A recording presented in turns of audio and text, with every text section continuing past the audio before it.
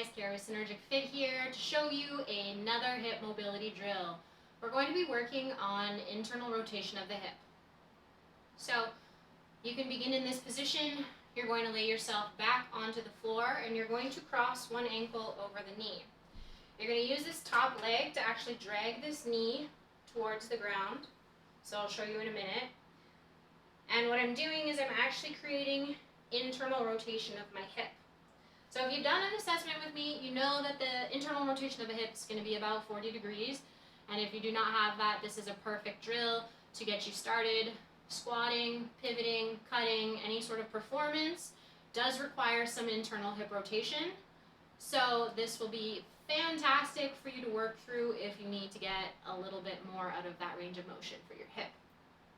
So what you're going to be doing is getting yourself into this position. I'm laying down, I'm crossing this over. I'm going to bring the opposite arm over here as I'm coming down just to stabilize myself so I don't fully rotate myself over. Okay? So from here I'm going to hold. I'm already creating quite a bit of internal rotation here.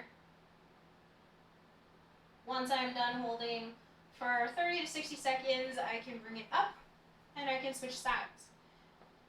Another way to progress this stretch is if you're putting your legs up against a wall. What I mean by this is we'll pretend I have a wall right now.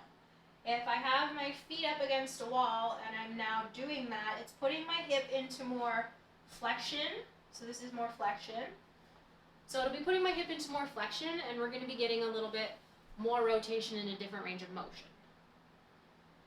So if you're feeling a stretch in your low back for this one, primarily if I'm going down and I'm feeling a stretch on this side, do not worry.